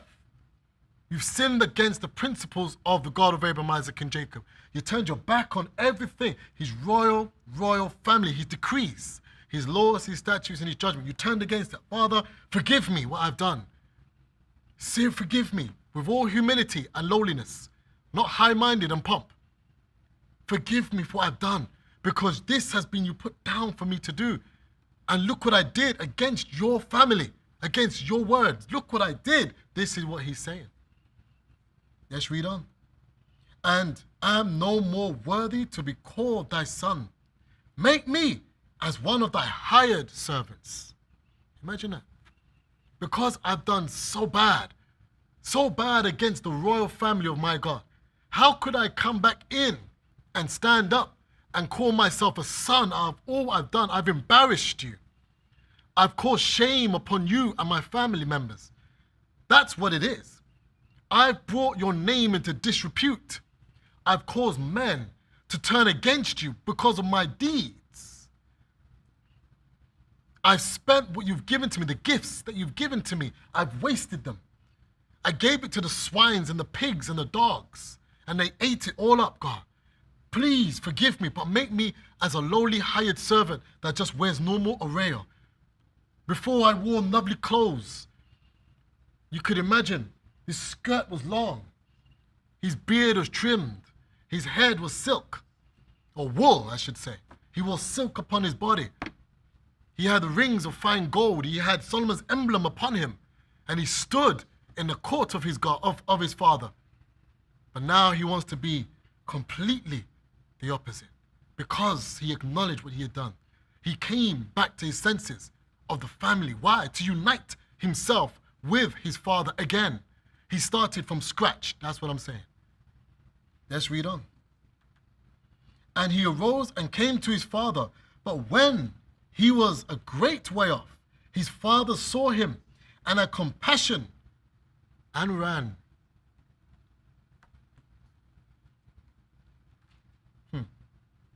What else did he do? And he fell on his neck.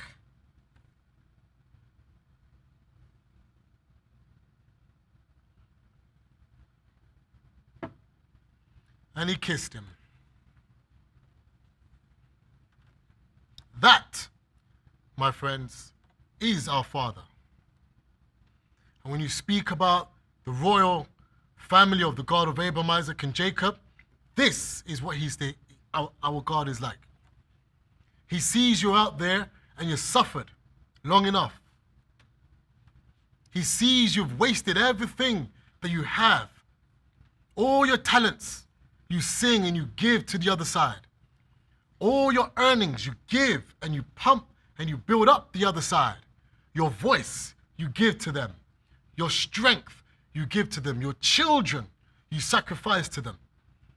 And you allow that spirit of the other side to take hold of the seed, even the children of Jacob and Israel, and to be corrupted and to be polluted. But our father was looking out. You see, he said, I saw him afar off. I see you. Which means what? He was looking. He was looking. Where are my sons? Where are they? Where are my daughters? Where are those precious in my eyes? Where are those that sing?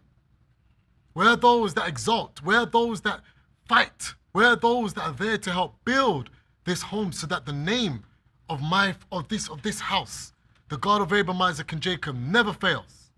Where are those? And why? He's up, he's looking. And before he even had a chance to come back to his father, he ran out to him and fell upon him and kissed him on his neck.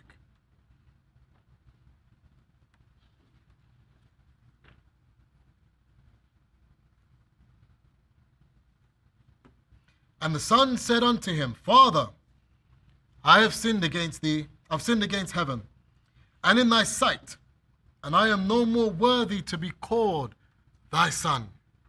You see, there's a balance here.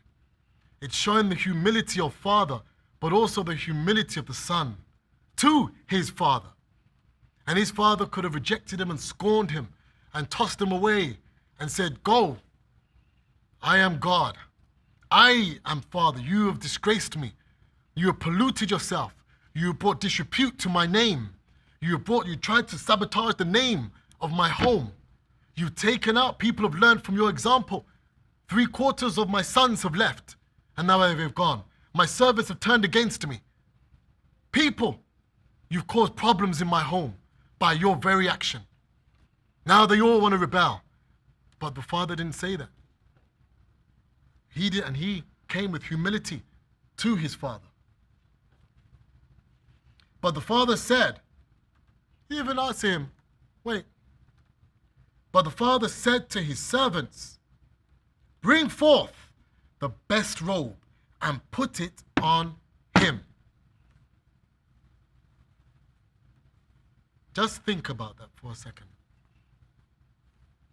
You spoiled everything that my God's royal house, your royal robe, you took off and you put off on you. Your secret robe, you throw down to the ground. Your cord, you destroy. Understand what is being said. Yet still he said, put on him. But the father said to his servant, Bring forth the best robe and put it on him, and put a ring on his hand and shoes on his feet. He came bare and naked, dusty. And the father, in his compassion, in his wisdom, brought him back and said, This is my son. I love my son. He forgot everything. He didn't remember of all the wickedness he did. But he came. The son showed the humility because he understood what he had done wrong. And understand this now unified father and son back together again. You're back together again as one. No animosity. No these things. All of that, leave it to the devil. Leave it to that family on the other side. That's not what we're talking about here. That's why I read Matthew 22. To love your neighbor as yourself, your neighbor being your brethren, your neighbor being the one that served the same God as you.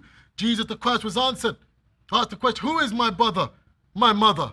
Those that serve the same God as me. That's my brother. That's my brethren.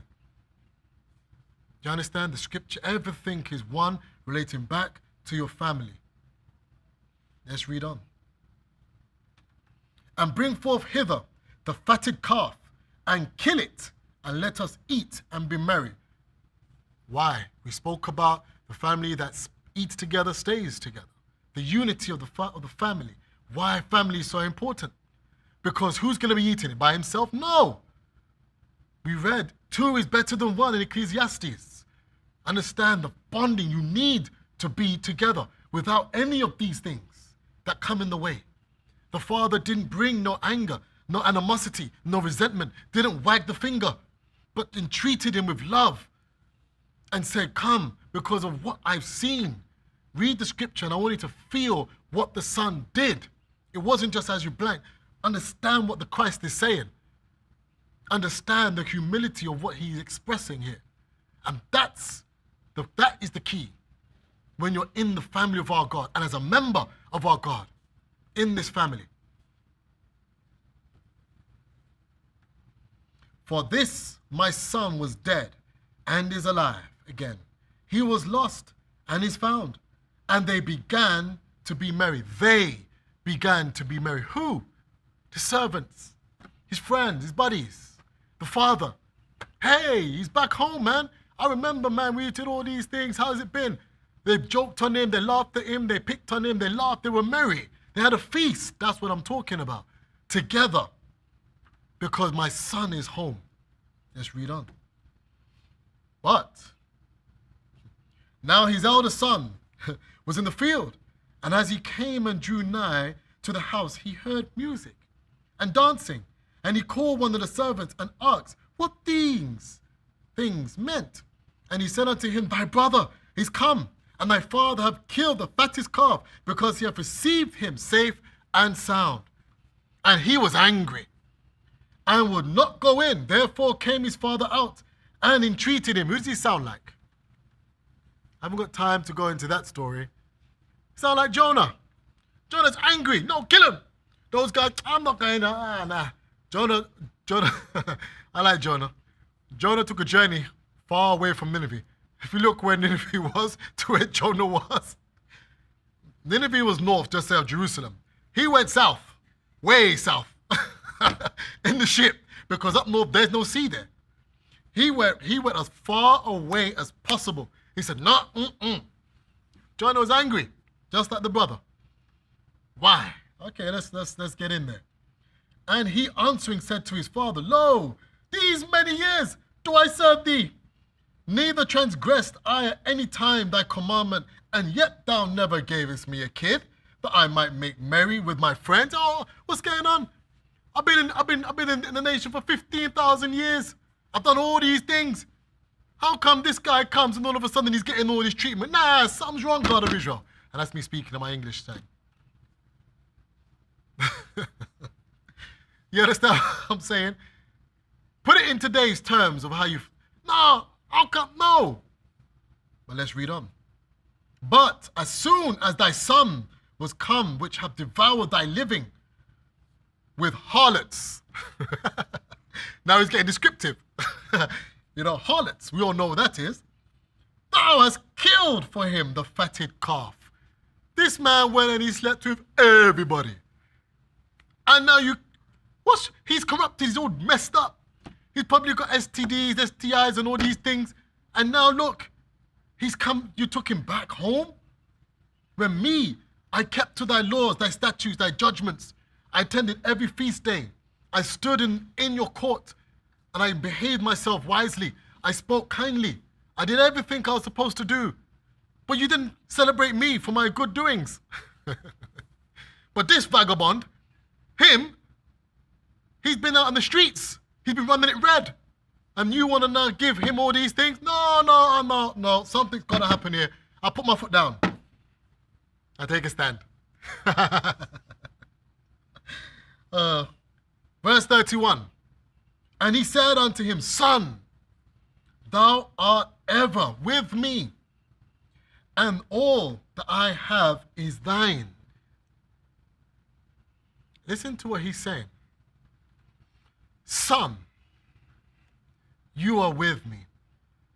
Everything that I've ever done, everything that I've accumulated, whatever is mine, it is yours.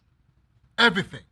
You need not worry about how you feel this position, because you feel you might be moved out because of this.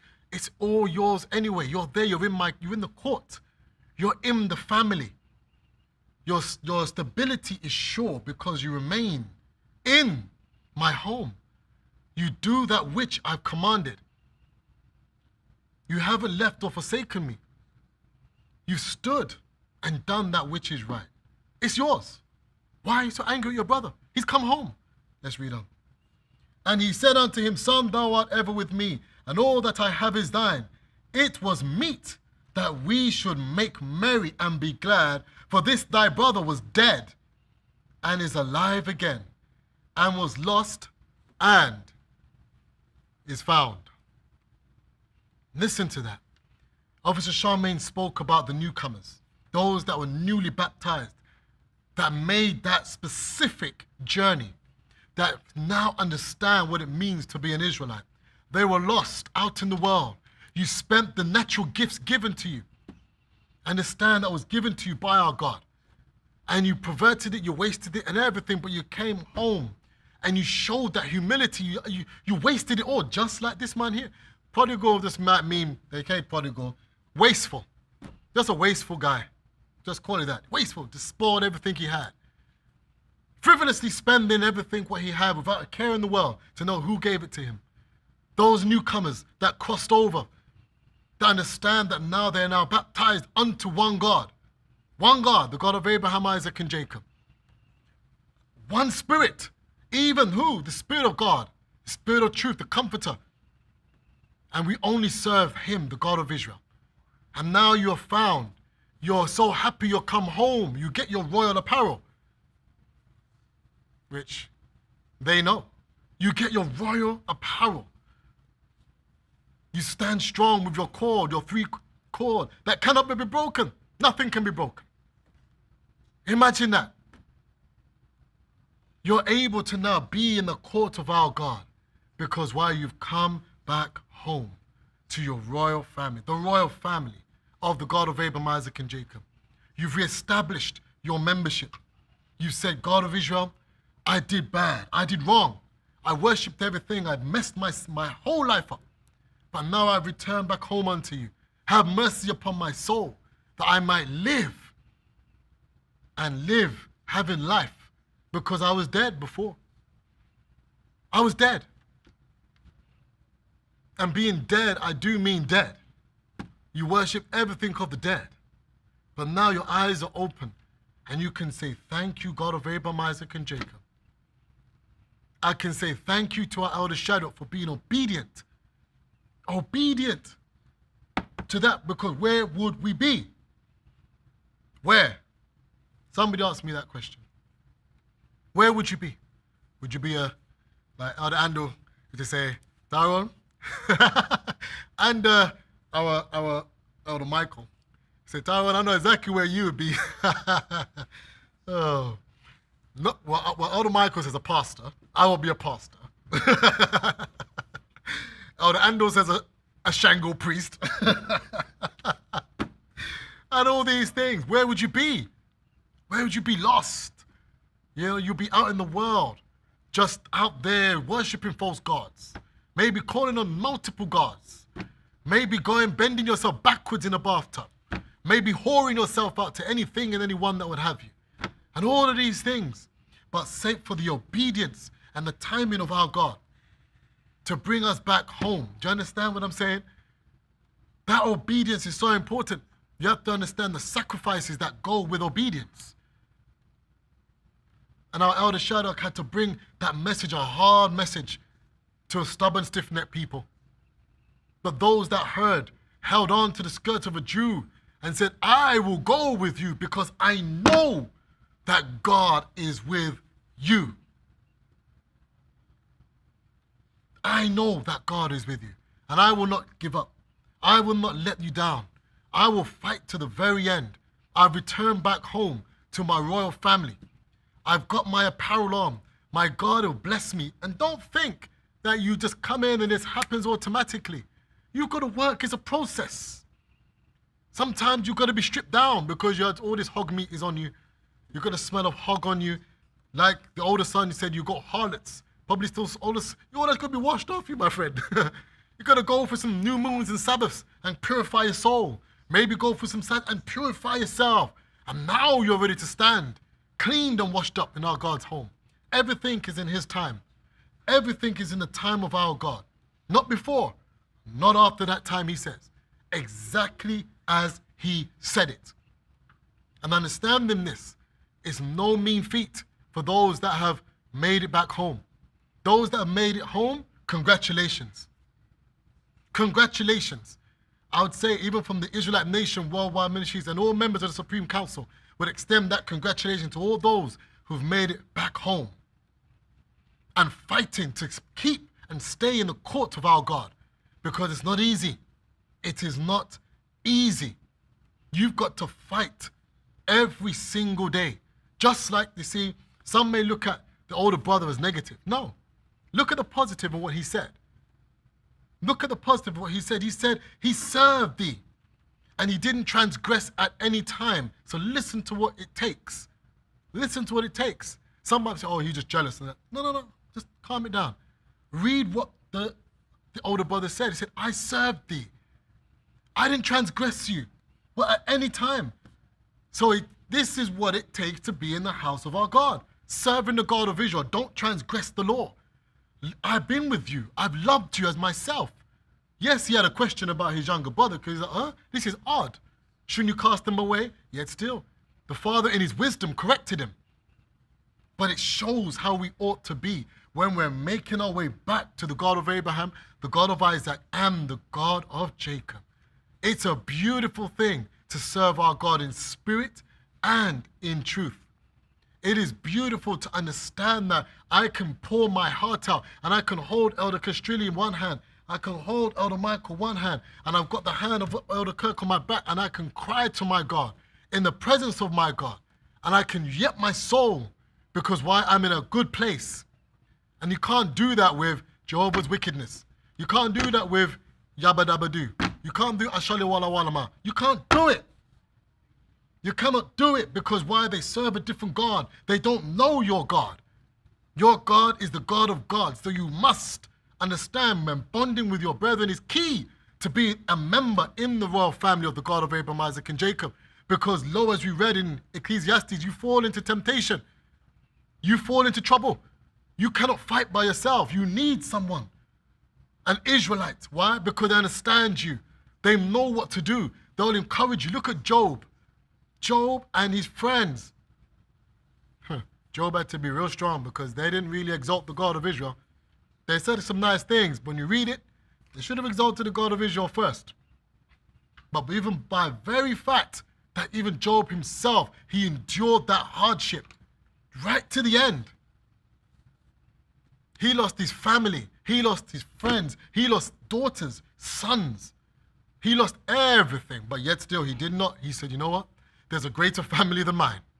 There's a greater family that I am a part of. And that head of that family can do whatever he wants. Though he slay me, I'm going to trust him. Sometimes you get taken out. Like, oh my God, is this the God of Israel taking me out? I'm going for this pain, this anguish. And the first thing you do, you run away. Just like the younger brother in Luke 15. He ran away. He took his stuff and he ran away. But he realized, what am I doing? Let me go back to my father's home. There's security. My father loves me. I can eat. What am I doing? I'm born from this house. This is who I am. Why am I running out to another God who cannot and will not help me? Look what the other God did to the younger brother. Look what the other God did. He stripped him.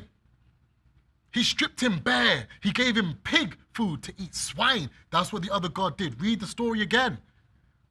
Because whilst in his father's house, serving the true and living God, he was fine. He ate well. He had priestly apparel, godly apparel, good apparel, shoes on his feet.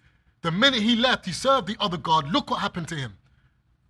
That's what it is. Understand what the Christ is saying. You serve that God. This is your outcome. But don't be weary too much. Don't wait too much. Someone has bewayeth thee. So deceive. I love that word. I love these words. Bewayeth. Wow. Remember, being part of his family, capital H, is the only family that you really ought to be part of. And understanding that truth, we are grateful for everything that's been given to us by our leadership, because there's something you must remember. The head is always important in a family. And growing up in a certain family, you always have to respect the head. And you have to show honor and humility to the head. You cannot fight against the head and expect that your way is going to be clear. Look what happened with Absalom. He wanted to turn against his father. Look what happened. We read the stories. Those Dathan and Korah turned against Moses. Look what happened. They were supposed to be one family. You're meant to be together and bond together in spirit and in truth. And on that note, I hope that this message has reached somebody and that you really take hold onto what it means to be part of this royal family and really think about, again, your membership. You may be here 10, 20 years. Again, there's membership. Revisit, am I okay? Is my membership really secured? Are we? Don't never be too presumptuous. Tomorrow is another day, and how things do change. So on that note, brethren, have a great day. I bid you peace, love, truth, prosperity, and power. Peace.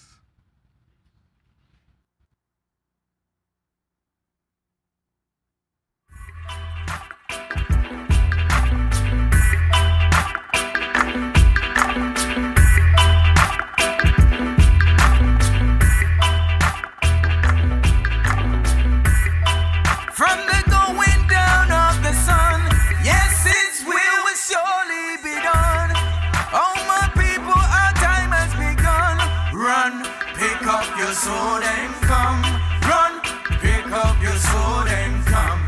From the going down of the sun, yes, His will surely be done. Oh, my people, our time has begun. Run, pick up your sword and come. Run, pick up your sword and come.